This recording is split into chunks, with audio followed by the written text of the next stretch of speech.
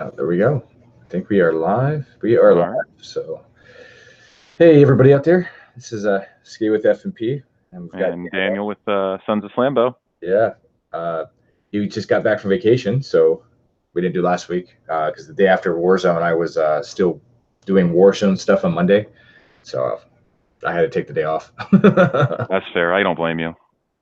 Oh man. Let's see. Oh, there's 12 Neff. What's going on, 12? Glad to have you join us. Yep, Somebody better than nobody, I guess, you know. that's fair. I'm gonna share this out wherever you want to start. I'm gonna do some sharing with this, and then Yeah, sure. wherever you want to Um, start. we can start with we'll do them in order on the description. We'll start with Warcry. So demos went live this weekend, right? I think the stores were given permissions and given their demo copies to run the table demos, let people get a chance to play it. Oh yeah. I went to Night Watch Games in San Antonio and played the demo copy. I got to play it was a 750 point game, I think. Okay. That feels like what they said, or 748 or something like that. But and I got to play the Iron Golems. Okay. I didn't get to put together my army. It was the store put together two lists, and it was the Iron Golems versus the Savage. No critters. And the demo copy was the demo game they put together, and she drew the stuff randomly, but it was the Comet. So it was a 3-turn demo where the Comet falls on turn 2, and whoever has the most models within 3 inches at the end of turn 3 wins. Okay. And with a 20-minute probably kind of talk through of the rules and cards and what all the different things represented and all that sort of stuff, it was an hour long. Okay. So it took us about an hour to an hour 15 to play through it with a 20-minute intro in how to play. So so you played it in the bigger aspect, and I ran demos all day Saturday, just doing a 3v3 interpretation of the rules, how the initiative works, no terrain. I explained it afterward how it would work. Um, just to run people in to see how they feel about the core part of the game instead of trying to push them into like the whole deep down and dirty. Yeah, we played a full game. So I played my friend Trey, who's another member of the Suns. So we played a full game, and let me tell you, it was very interesting to play it. And I do think it is correctly being called, or was correctly called, the kill team of AOS. I think that was actually a fair sentiment. Some people were thinking maybe it would be the Necromunda of AOS, but I think kill team of AOS is actually a really fair interpretation of to give you an idea of what it is. Yeah. I'm excited for the campaign side because now my campaign is actually be shifting to Warcry with adding Forbidden. I'm going to combine a lot of things together now. Um, and I think it's going to flow very well. The competitive, I think it's going to be hard doing competitive Yes. tournaments. I don't think Warcry is going to lend itself very well to a highly competitive scene. I don't think the competitive players are going to be super into it from that perspective. It's fun, it's fast, but it's very light, I would say. Without a whole bunch of modifications, I feel like it may be the simplest war game I've played to date. Yeah, and the requirements for it, the terrain requirements, and the is going to. I know you don't have to use the exact terrain if you can come up with your own, but everything has to be the same. Everything has to be on the same mission. Everything has to be unified. Yeah, you need to, in order to run a tournament, you'd have to require people bring stuff. Like you'd have to you bring your board and your terrain, right? And that's going to be a headache. Oh yeah. I will say, having played the game, I feel like that cat is ridiculous. Yeah, that the Untamed Savages, I played with them a lot, and I love the cat and the Beastmaster, I guess you want to call her. Yeah. But I only played one scenario, and it was we only had 3 turns to get into position. So playing the slow-moving, tough army made it very difficult to compete against the fast-moving, glass cannon army. Oh yeah. Um, Well, it's that combo where you have the Beastmaster within 4, then you move up, charge in with your beast, roll. I think it's what, a triple or a double to activate the cat to attack, and then you're like, oh, I'm within 4 inches of this guy, and you smack that guy with the 4 inch, and then you're like, oh, my next activation, I'm just going to kill the freaking whoever I'm targeting with the cat because now I got my full attacks again. right. Oh, yeah. There's a lot of interesting things there. I do think the game, because there's less dice rolls, because there's not a hit and a wound and a save, right? Yep. There's only just the one activation and then it happens. Luck is a much bigger aspect in Warcry than in straight AOS. Yep. It feels more like a traditional board game kind of style, right? Like, it's not as big about, let me build the ideal army, let me try to find out where the synergy buffs are. No, you can just run in and swing at things, and it's just about what did you roll, right? Like, there's some control of that, but if you roll 3 6s on the 6 attacks you get with 2 activations, that's going to be a crap ton of damage. Someone's going to die, usually. Right. And that's fine.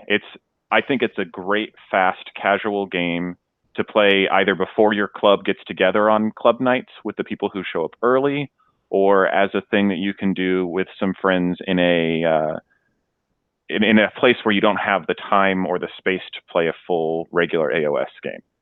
Oh yeah. I think they feed different wants, and I don't think they're going to compete with each other for play space. No. Well, on the campaign side, if you like the narrative side of the Age of Sigmar universe, I think it fits in perfectly for everything. That's the one thing I do like, is the way it's designed to. Well, and we got to wait because I'll end up finding out about all the new stuff and the new cards and all the stuff with the other off warbands, like the orcs, right, and all that stuff. And then, of course, the other factions of the warbands. But I think a very awesome. It makes me happy because it feels like the narrative side, campaign side, reminds me of the Mordheim side. Reading through it, where you, just because you're on a campaign and you get all big and you got your warband going, and you're like, cool, we're getting ready to start another campaign. Like, we're going for this treasure. Your army kind of gets reset, which is nice. If your characters die and they have artifacts, the artifacts go with them. And so I really reminisce on Mordheim because I'm a big Mordheim fan. Yeah, I think that'll be a really cool thing to see how people can play that out. And my reactions are based off of playing a single game that was just the standard, no narrative really, just let's just play a quick round, and it fed that very, very well. I actually think this is going to be possibly the best way to introduce people to miniatures that I've seen. Like, as they get started in miniatures, is learn to play off of this game. There's minimal requirements. It feels a lot less like we're going to end up in situations where, oh, that ability's bullshit, or I can't. I died on turn 1. No, it's fine. This game. You just go, and with the hit point pools that most of the models have, one mistake isn't going to cost you a unit. No. You'd find yourself very hard pressed to be in a situation where you accidentally exposed somebody and then they got engaged and then died. It can happen, obviously, if you end up in combat with several models or something like that. But, like, if you run somebody forward and they just get charged, that's not that big of a deal. Yeah, you're right. And with limited pools, like, you only have 12 models to choose from for your whole warband. So what really can you do?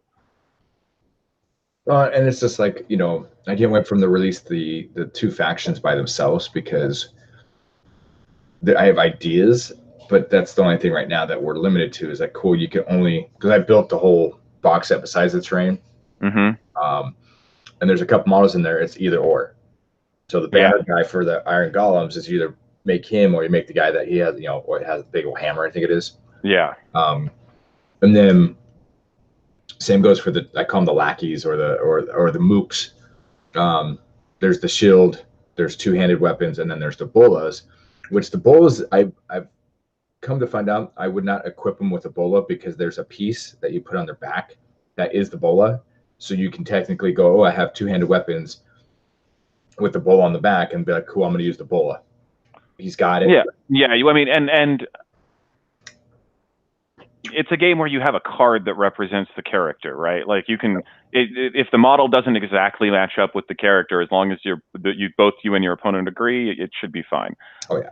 I think that it's going to be a fun, casual, well, as casual as, you know, $170 a game can be, but it'll be a fun, casual version of AOS that I think will work to get people into the game. It'll work to kill time when you want to play something smaller. I'll be interested to see what happens when stores try to do tournament play on it.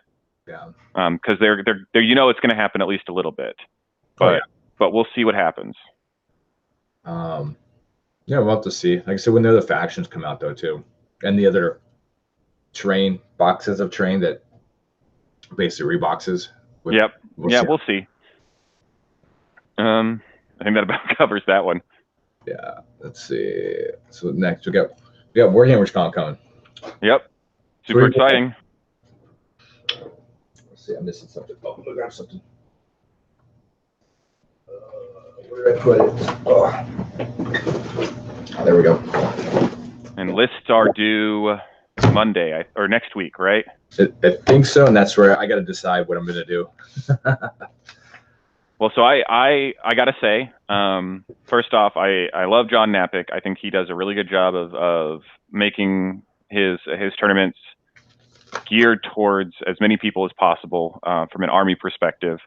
I really like his approach from a GT concept. Yeah.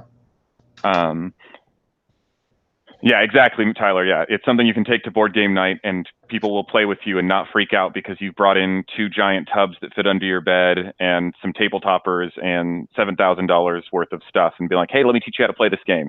Yeah. Right. But yeah, no, I think so. Let me. So first, the way that he's organized this, there's a couple things that he's done that I really like for the WargamesCon. First, he's separated out painting and playing very, very clearly and definitively that there's going to be a play game and there's going to be a paint game, and the two don't necessarily have to kind of cross paths, which I think is neat. And he doesn't have a requirement from a painting perspective to be at the tournament, which I think is very, very fun. From a large tournament, you want to bring as many people as possible. I like that. I'm pretty pleased with his painting explanation for how it's going to be judged. I think it's very fair. And then the 5 missions that he picked, I think, are brilliant. Yep. I think he did a really good job of picking missions that gear towards different styled armies. Because you have the 3 places of power, which is going to require you to have heroes that can survive. You have the duality of death, which is going to require you to have an army that doesn't have to stay bunched up, because you have to be spread across the board, and there's only 2 objectives. There's the Scorched Earth. The Scorched Earth, which I feel like is going to be a great. The way it's built now, I think, is a great setup because it's going to be very beneficial to potentially Alpha Strike armies and Deep Strike armies. Then you have the classic of Battle for the Pass, which is always going to be a great one. And with the new deploy on Battle for the Path, it gets weird real fast. And then finally you have Starfall, or Star Strike, which is the new version. I feel like is actually a pretty solid way of including a random element in a tournament in a way that's not going to be hugely game changing, because it's skewed. It's not just 1 dice. Whatever number comes up really just kind of determines the game. You're rolling 2 dice, so you have a spread. Outliers can happen to create exciting games, but they're less likely. Yep. So I think it'll be interesting, and it'll favor Star Strike specifically favors armies that have a lot of board control. You know, high model counts that can be spread out again.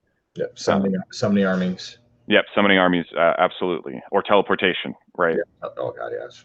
And then he does something that he tried out maybe 2 months ago, for secrets, which is instead of just having your secret objectives that you're going for and you either get them or you don't and you get points, you have your secrets that you're going for and your opponent's secrets that you're trying to prevent. Yep.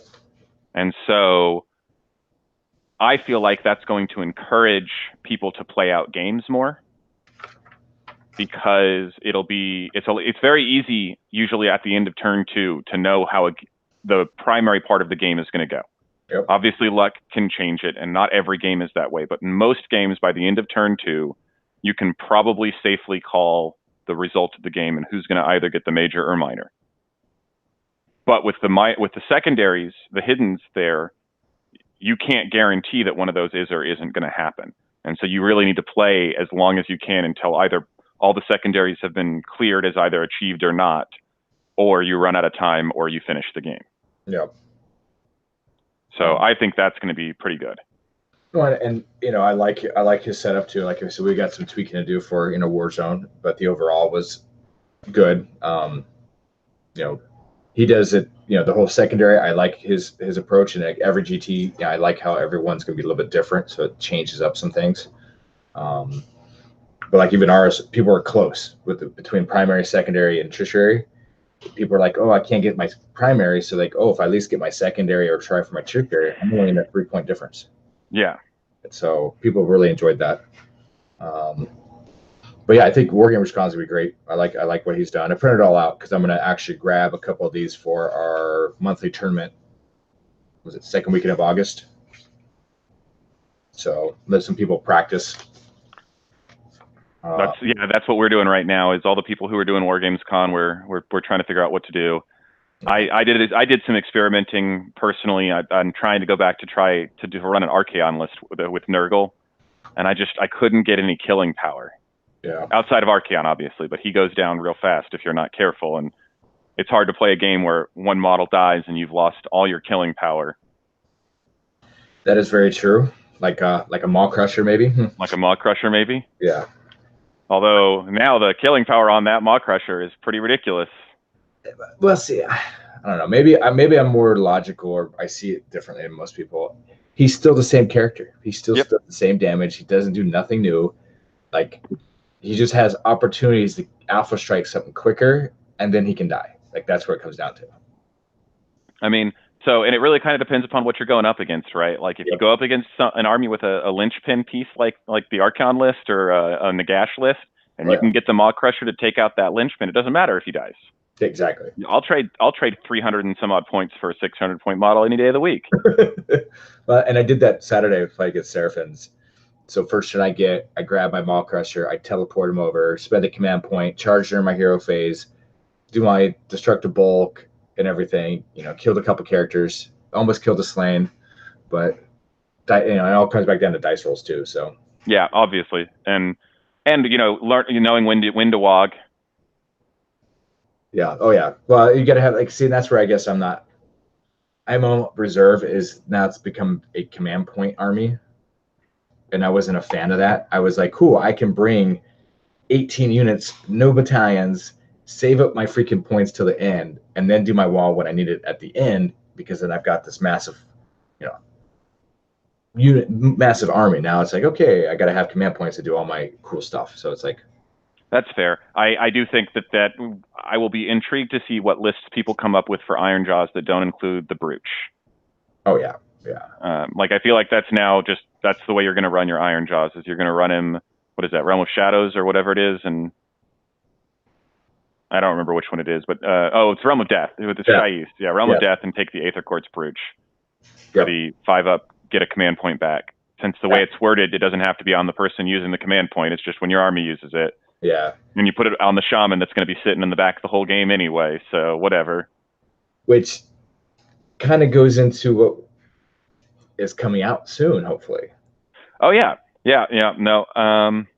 Yeah, I'm pretty excited about it. We've got, 2 new books coming out that they announced at Open. We've got the new Orc book, which, looking at the picture, looks like, yeah.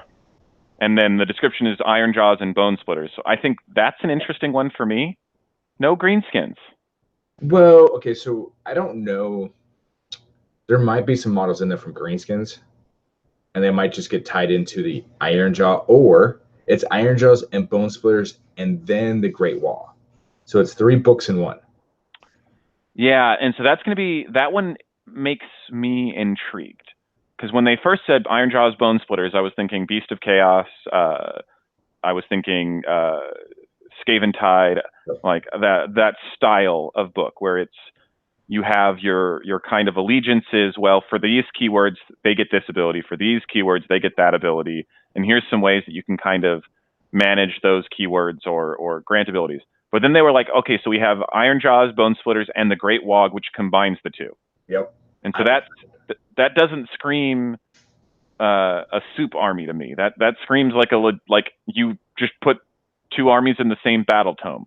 Yep. And that's weird to me. And I'm not sure I like that. Well, and see, I think I'm actually very happy about this, because the fact that I don't feel Bone Splitters by themselves are amazing. I mean, again, new book hasn't come out yet. And then Ironjaws right now got some good updates, but I still don't think they're where the power creep is. It's just to tie us over for this book. Oh, see, I disagree completely. I think Ironjaws are probably one of the best armies point for point that you can get. So we would, I don't know. Ironjaws don't have great allegiance abilities. I'm not going to argue it there, but Ironjaws have the best units point for point in the game. Because of point reduction too, though. Yeah, like the point cost for Ironjaws units, even before the point reduction, point cost for Ironjaws units are the best units in the game for what you get point for point. Then they got a reduction. Now they don't have great allegiance abilities. You're right. Like they really don't. Yeah. They have no way of dishing out mortal wounds besides the Maw Crusher and the Shaman. They have no rerolls. There's no auras. There's no prayers. There's no, like, there's so much that, and that's what I'm talking about, the power creep. Yeah. Either as good as where they're at. Well, and so this is where I'm probably not going to make friends. I think Ironjaws are where armies should be from the power level perspective. So in my opinion, our ideal balance for an army should be that you expect them to go 2-3 or 3-2 at a tournament. Okay. That would be the right balance of your army's potential, is that the majority of the list taken will go 2-3, 3-2. I agree with that 100%. Ironjaws are there now. Okay. I think the where Ironjaws are right now is in that territory. And so I don't think Ironjaws need to be any stronger. So you think everybody else should come down? I think a lot of the armies that we see at the top tables consistently, we should be looking at and saying, how does we bring that power level down? Not how do we bring everything else up to that power level? Okay, I see, and I actually agree with that. But unfortunately, that's not where. No, that's not how you sell stuff. Yeah. Nobody's going to buy an army and be happy about being told, oh, it's weaker now. No, they're going to buy an army because they're told, oh, hey, this army is stronger now. Come buy this one.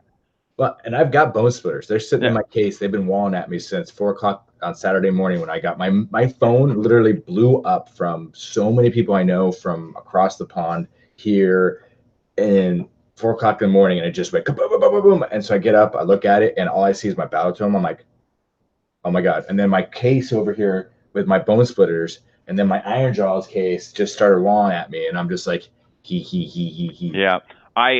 I'm tentatively excited. I'm just worried it is 3 books put on one spine. Because that feels meh. Like rules updates are going to be rules updates, and that's great. Don't get me wrong. I'm just going to be sad if what they ended up doing was taking 3 separate factions, or 2 separate factions, putting them in one book, and then adding a new allegiance. That is, you can run these 2 faction togethers and do this allegiance. I want it to be good. I don't want it to be, let's just slap a new coat of paint on it. Oh yeah. Oh, I hands down. Because I have an idea that it's and I'll even share it. I don't even care. It's untraditional orc style. I want to run a shaman, Bone Splitter, Ironjaws, shaman magical army. Is what I want to run. I mean, that'd be pretty interesting. And if they do it right between the prophet and the shamans and who knows what else they're going to do with the battalions, there's so many cool things I want to do, and it might not even work, but it'd be so much fun.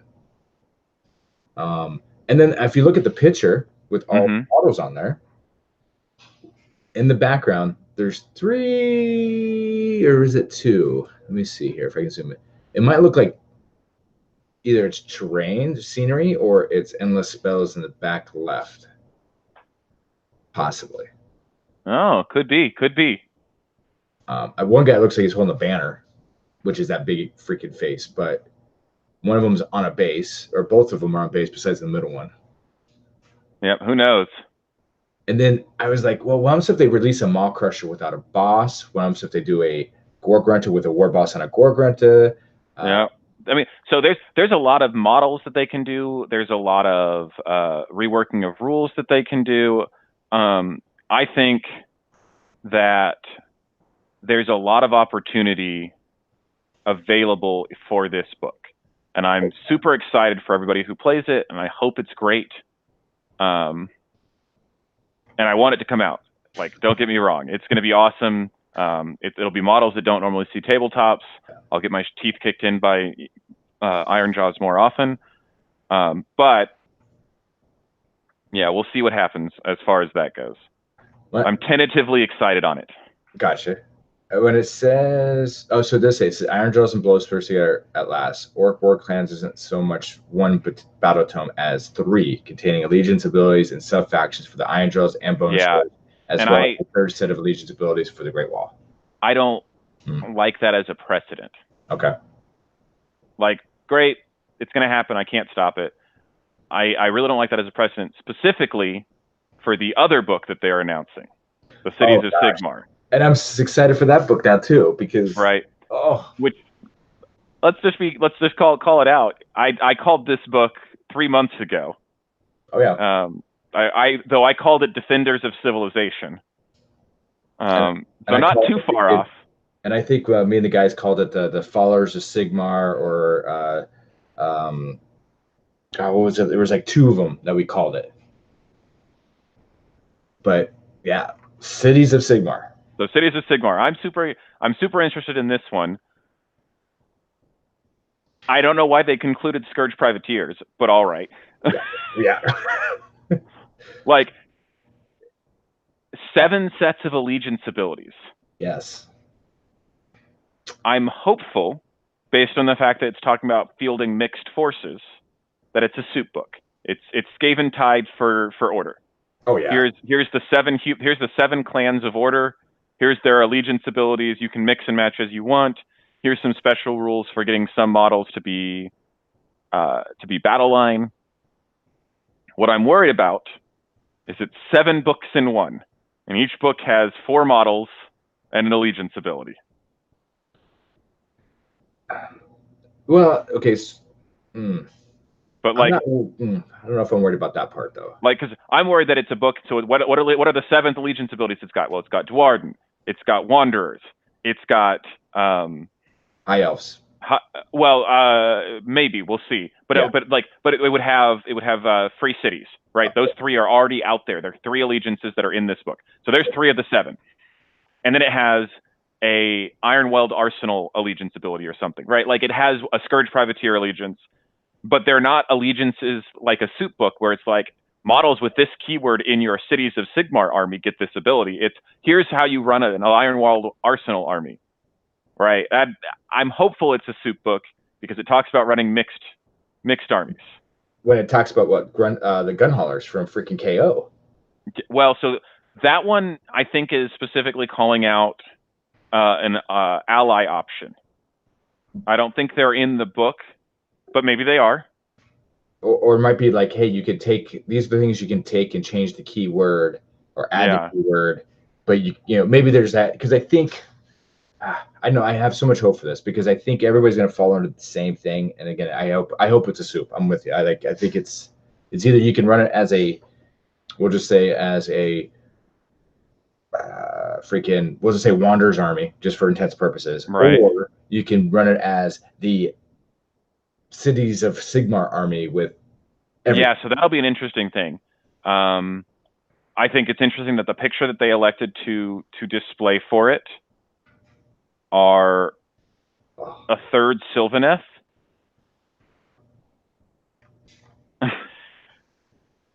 Sylvaneth. Like there's a bunch of stuff from Free Cities and Wanderers and Scourge Privateers. Yeah. And then there's Sylvaneth. Yep.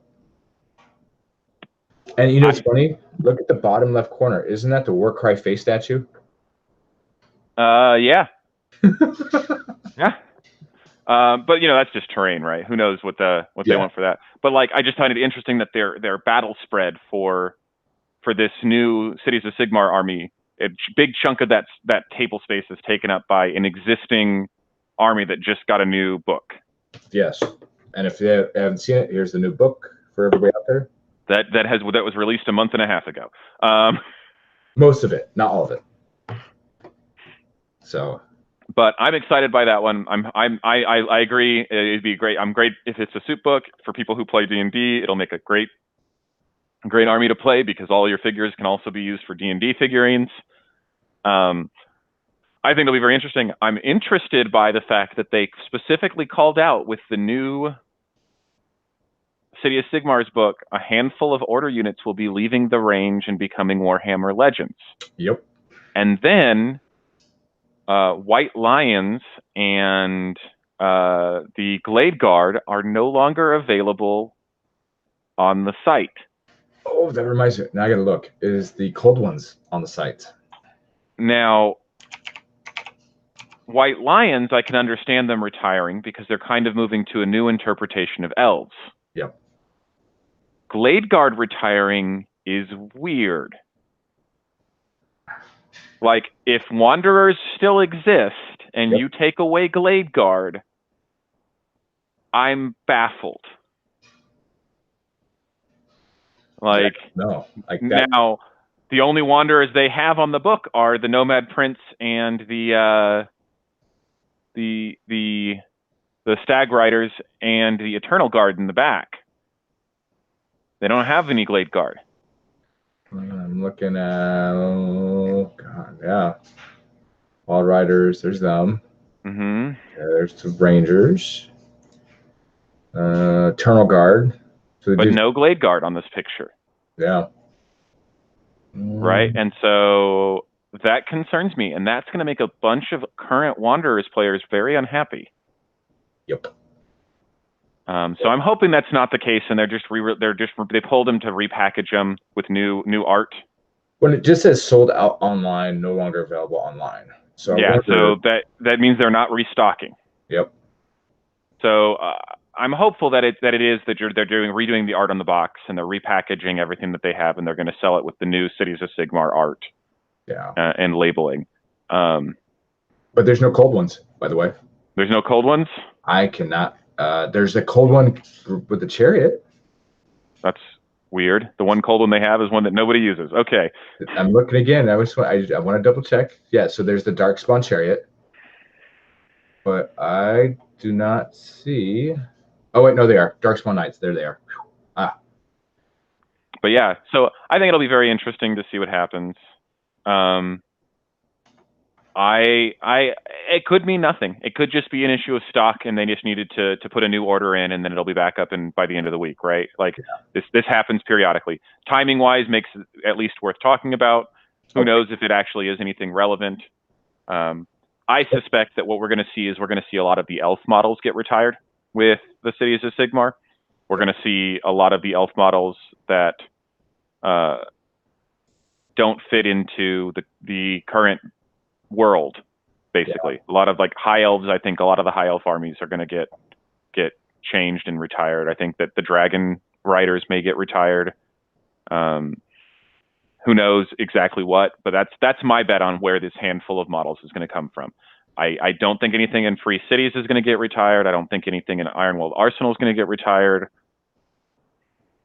Yeah, I mean, but it could be, who knows though, really, because it's... Oh yeah, well, I mean, obviously, this is all speculation. Yeah, well, because this one book, out of any other book they could bring out, this one book, they could literally do anything with. Oh yeah. I think there's a lot of talk and it would be interesting. Yeah, the Metal Heroes, that's one thing that they may be retiring. But so the people out there, just to give you a heads up if people don't understand this, and we'll get into the other faction that just got a new model coming out for their faction that people are so excited, even me, is most models that are fine cast or metal, when they redo an army, 9 times out of 10, not every time, they actually get rid of those because it's not it doesn't fit where they're trying to go with, and it costs more money to try to fix it and reprint it and all kind. And so they just make up their new model quicker, easier, faster, and get rid of the old. Yep. I have seen a lot of people speculating that the 7 allegiances aren't going to be a soup, but they're going to be the 7 cities.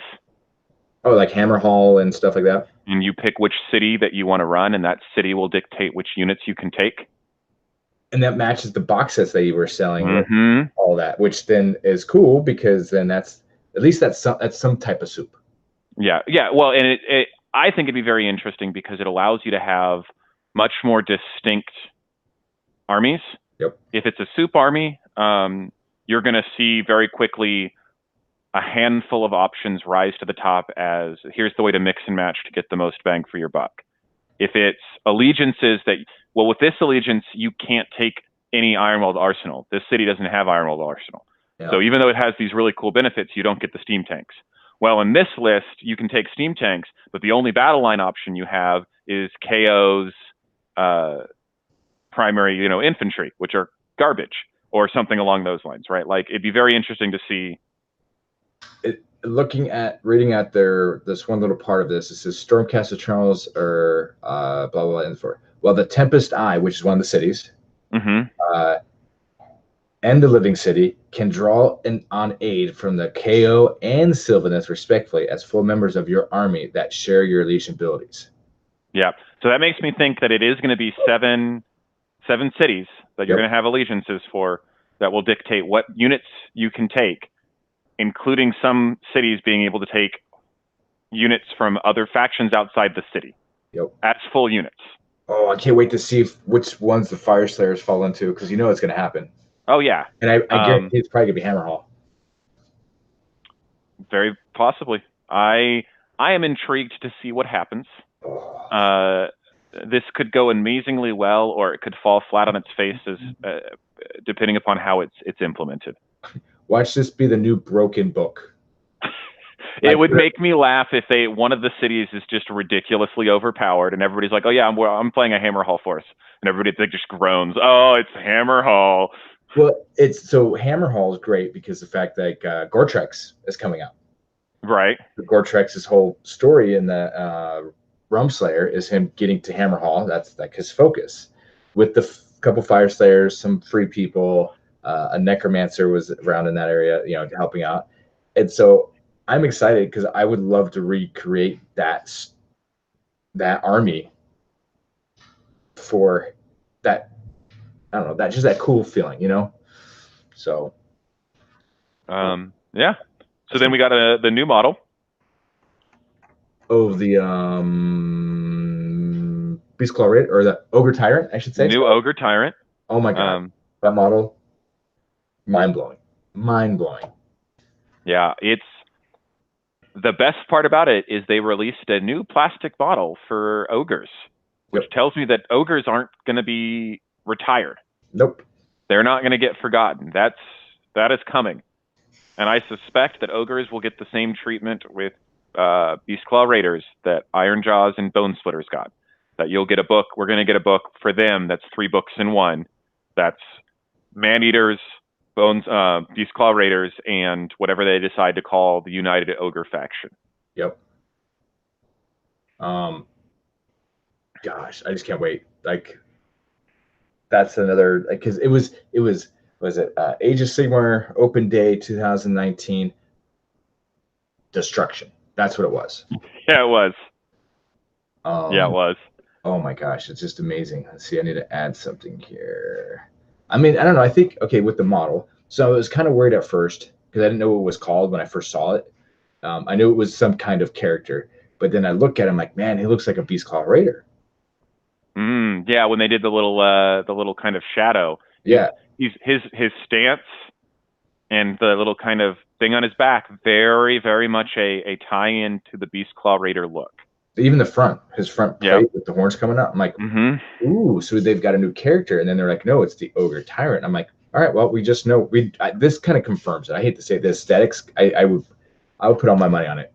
Is the Ogres and Beastclaws are going in one book, just like others. It has to happen. Yeah, I agree. And last thing is the little video, the minute and 12-second little teaser here for our next AOS story arc release. Who knows? Oh, Tithe of Bones.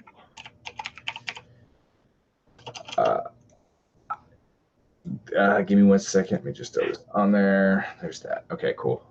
I had a share. I set up a Discord for our group, so we can send pictures in and stuff when I get it started. But the video, I got a lot of people who are real excited about this, thinking it means something very specific, and I'm laughing at them. I did some massive research in lore, massive. I went through it and started just pulling things out and trying to find connections and look up the necropolis, looking up what it means, looking up, and I think it's not going to be okay. I'll kick myself in the butt, but I don't think it's going to be Tomb Kings at all. But I do believe the video and everything they're talking about is where the Tomb King pyramids are. And it's not just Tomb Kings. There's other pyramids that are in that necropolis. It's not just Tomb Kings. So that's where the story arc is when they show the video, people are like, oh my God, it is this, and they are right. There is Tomb King relevant stuff in that realm or that area. I did my research. If for some reason my connections with the people I know across the pond that are very respectable and they're messing with me this one time, no way we're seeing Tomb Kings. I don't think it's Tomb Kings. So all right. So first, here's all the evidence that it could be Tomb Kings. Obviously, the phraseology, the imagery that's in the video. They hired the dude that did the fan-made Tomb King book. They had points for Tomb Kings in GHB 2019. That's I think the kind of the plethora of evidence that people are going to quote to say this is Tomb Kings. Yes. I don't think it's going to be Tomb Kings because Tomb Kings are a deadline. Now, could it be a new death faction that is sort of like Tomb Kings in that it is not under Nagash? Yes. It has got a separate keyword from the Legions of Nagash, tied either to an existing name from lore. Commander Games has, called out two of them, Krell, Vlad. Yep. There's a couple of other options as well. Yep. Then I forget what the necromancer is that used to work for the work with Vlad and Isabel. His name escapes me for whatever reason. But there's a couple of heroes that are lost, that any one of them could potentially be their own independent thing. There's a couple of Tomb King heroes that could be recreated as a new Kimmler, thank you. Yep. There's a couple of Tomb King heroes, including Cetra, potentially, that could be, I'm just saying, like, there's a couple of Tomb King heroes that could be brought to life as a new faction head that have been reworked by whatever this Tithe of Bones and the Forbidden Power, that energy. Yep. I think that's what we're going to see. I think we're seeing the beginning of a new death faction that is outside the control of Nagash. I think that it's a brand new line of models, that it's unrelated to anything we've seen before. It's going to be a standalone faction that you build it wholly within itself. If it is anything faction related. Yeah. That's the big if there, right? If it's anything faction related, I don't think it's just a hero. I think that this is the way it's phrased, awakening a great power. What was it? Yeah, a great and terrible force was awakened, and it has big plans for the mortal realms. And then the fact that it's Tithe of Bones, right? So obviously the whole undeath thing seems and feels right. The other option would be that we're looking at a continuation of the Forbidden Power concept, and we're going to see a release of a handful of endless spells and big pieces of terrain. Well, let me do something for everybody out there. Let's play the video for them, see if I can do it and they can hear it. That way, pull this up. We'll go with this. We'll share the screen here. I'm going to open this up. Hopefully it's working. Do you see me? Let's see. Do that. Does that show? Is that working right? It is. I'm seeing it. Okay. So let's say, okay. Let me back this up. Here we go. Let's just do it.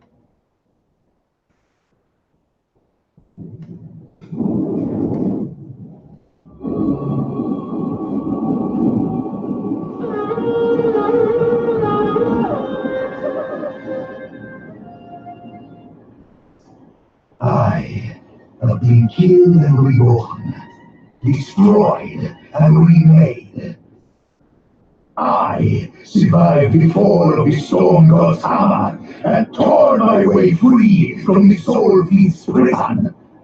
I have rebuilt myself here in my homeland, while my master raised the armies I must lead. Soon we march forth. Soon we collect the tithe of bones.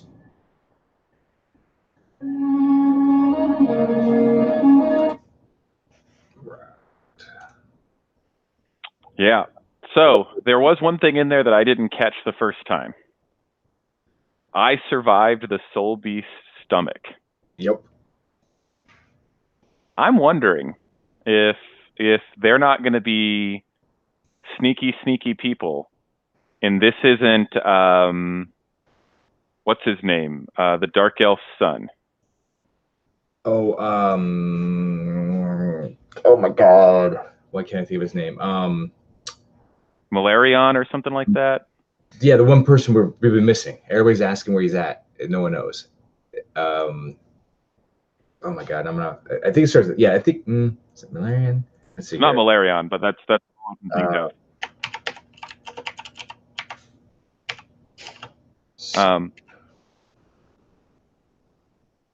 Is it Malekith Malarian? I was right. Yeah. See, yeah. Okay. Yeah. So Malekith, yes, because he's old school. But yeah, he was the old son of Marathi's son.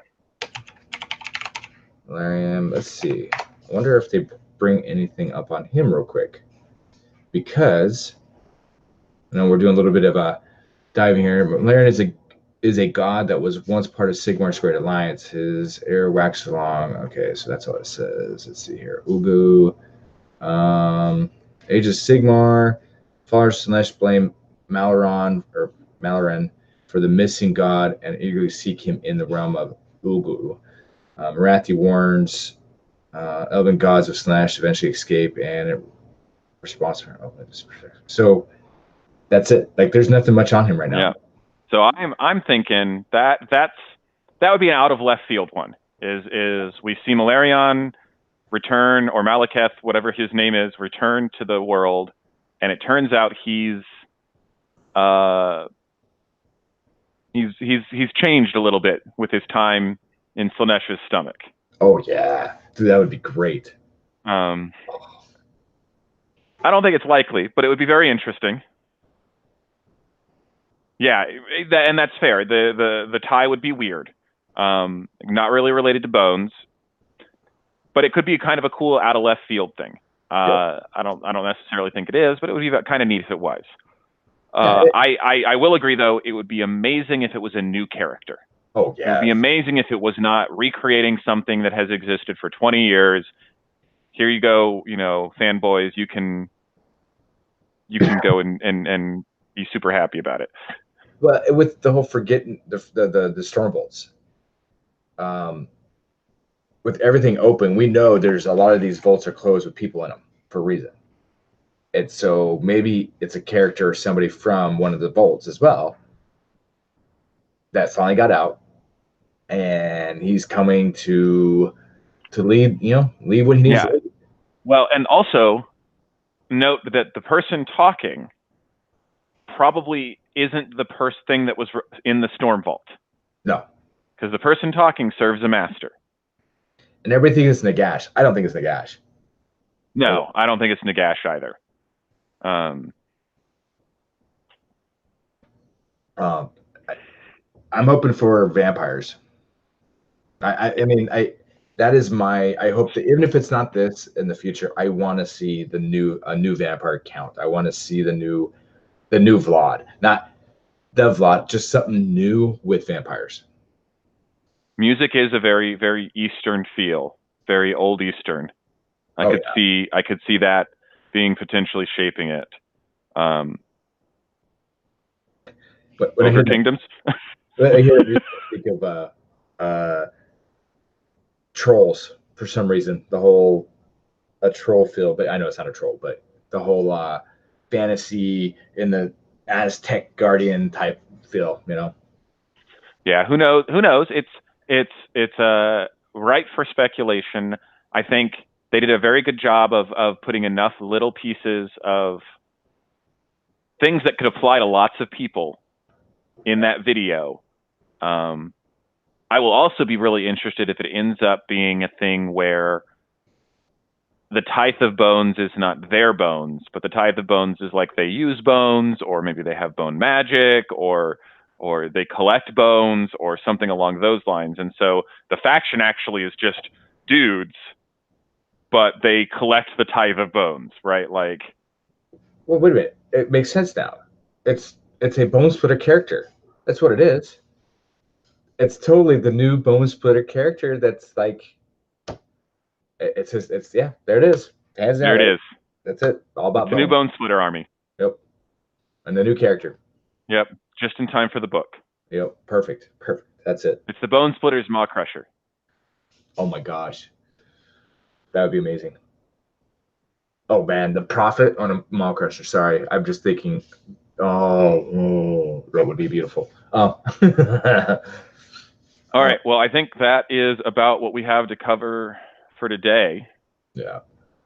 Yeah, I agree. It's not orcs, but it's a humorous little dig there. Yep. But I would not put it past GW to be the whole Tithe of Bone things to be very much a misleading, deliberate. Everybody's going to say it's undead because we said bones. Yep. Oh, it's actually dark elves. Oh. Right, like that would be cool.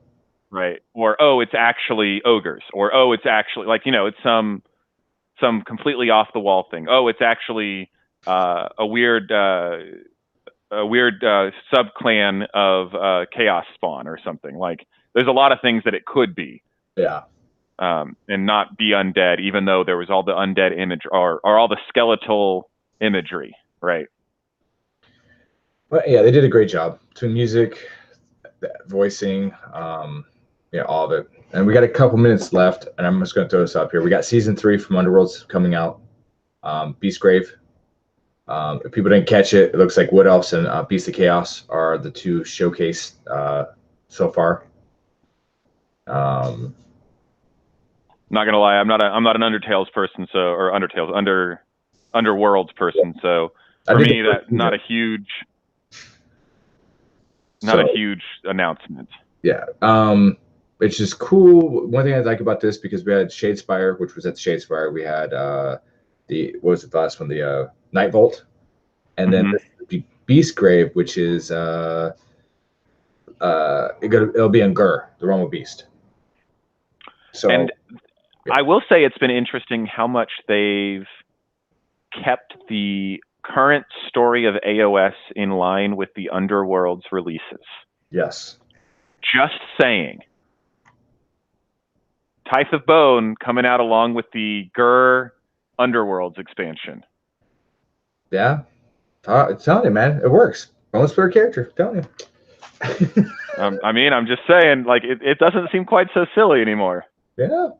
But yeah, I think it's gonna be great. We got a lot going on in the next couple months too. You know, so we got 3 GTs, we got a bunch of releases, and then hopefully here soon. I might be just throw it out there, guys. I might be doing some live stream here a lot lately of me painting, because I'm doing a Beast of Rising painting competition for Adepticon next year. 2 different models.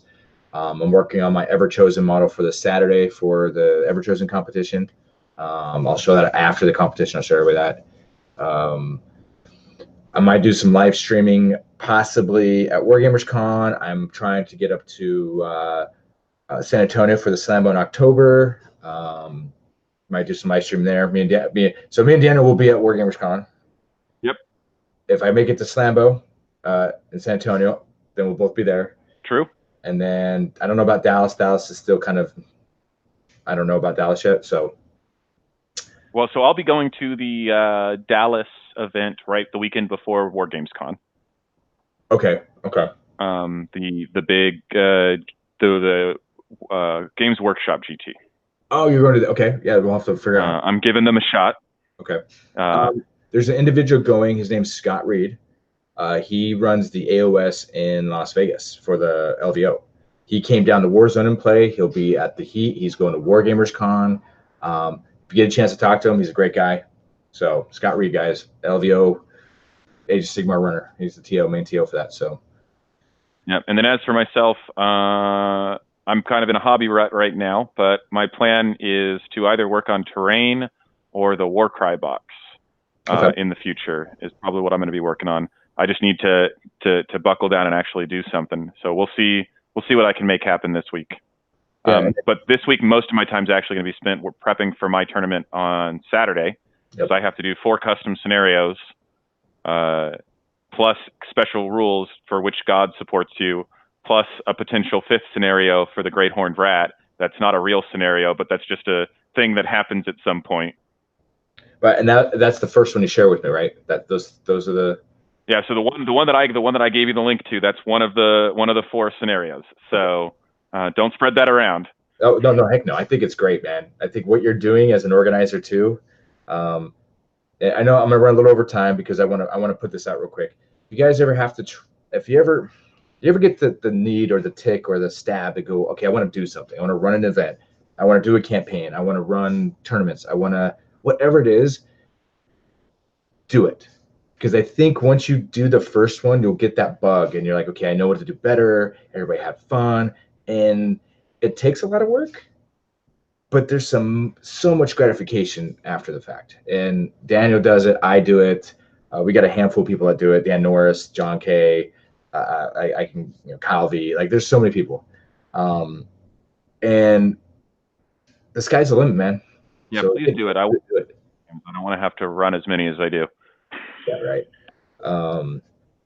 But it's great, man. I'm looking. I can't wait to hear about that, because I like the narrative, little quirky kind of. Yeah. So that'll probably be one of the things we talk about next time as well. I'll show off the scenarios and the setup to everybody so they can kind of get an idea of what it is next Monday. Yeah. So we'll do your event. We'll talk about that. Depending on how the Ever Chosen go, I'll talk about that. We will cover maybe some more Warcry stuff. I should have some stuff that I could share physically. Yeah, if nothing else, we can show off all the models and stuff. And yep. What else? There was one other thing. Oh, and for you guys out there in the chat world, like, please, you guys join us, and I appreciate all you guys joining us. But if you ever think of questions or you need us to find answers or whatnot, please, man, fill up the chat, ask away, because we do this because we enjoy it, but we also do it for you guys. Once the GT world slows down a little bit, we will start doing deep dives into armies, massively deep dives. Yep. Probably in November. Yeah. Well, guest. We're going to try to get guests on that are somewhat of a subject matter expert in a certain army, and have them go through some things, maybe answer some questions, all that good stuff. So. Yeah, and so we'll try to do what we'll probably try to do is, because we know it's going to be rough for the first couple, is what we'll probably do is we'll have Chris do one, probably Iron Jaws, and we'll have me do one, either Nurgle or Skaven, to kind of create the format and go kind of set up what we want it to look like. And then we'll look for people who have volunteered to talk to an army that they're familiar with. It doesn't have to be somebody who's won tournaments or anything like that. If you enjoy that army and you want to talk about that army, we're happy to have you on. Yep. And then we'll just we'll try to get a kind of a standardized format of what data we want to share, and then just kind of follow that and set it up to be a fun little talking thing where we'll talk about what the different units do, how expensive it is to get into the army, how does the army play, like what are the various play styles you do, so that way people who are newer to the game or who haven't played against the army before can use those videos as a way of saying, oh, hey, I haven't ever played Sylvaneth. Let me watch the Sylvaneth video to just get an idea of what the army does. It's not going to be, you know, all-encompassing, obviously, but it'll be a great place for people to start to decide if they want to play the faction or to have an idea of what to do because they're playing against the faction. And right now, Sylvaneth, I've read the book. Oh my gosh, Kurnoff swordsmen are going to be. I'm getting sick and tired of armies that are better at surviving than Nurgle coming out. I'm sorry, like it is ridiculous. Daughters of Cain, Fire Slayers, and Sylvaneth now are better at playing the Outlast game than Nurgle is, and that's bullshit. And then you have Daughters of Cain, Blades of Corn, Fire Slayers, that their damage output way outdoes Ironjaw's damage output. Yeah, no, it's. So I feel you. Oh. All right. Good, well, man. Thanks for coming out, folks. I'm glad you came out. I hope you enjoyed it. If you have a topic you'd like to see us discuss, drop a line to us on Facebook, here in the comments of the video, or on the Discord. Otherwise, have a great night. Yeah, appreciate everybody coming on. Thanks for all the Patreon supporters. Thanks for everybody in chat. Little side note, we use Google Hangouts. We are losing on the 1st. We're working on our Twitch feed. If for some reason you do not see us on, we're working on another means until we get our Twitch feed certified as a partner so we can have the group thing. Other than that, man, it's been real, and I appreciate everybody. Have fun, enjoy yourself, and it's about gaming and having a good time. Don't quit that.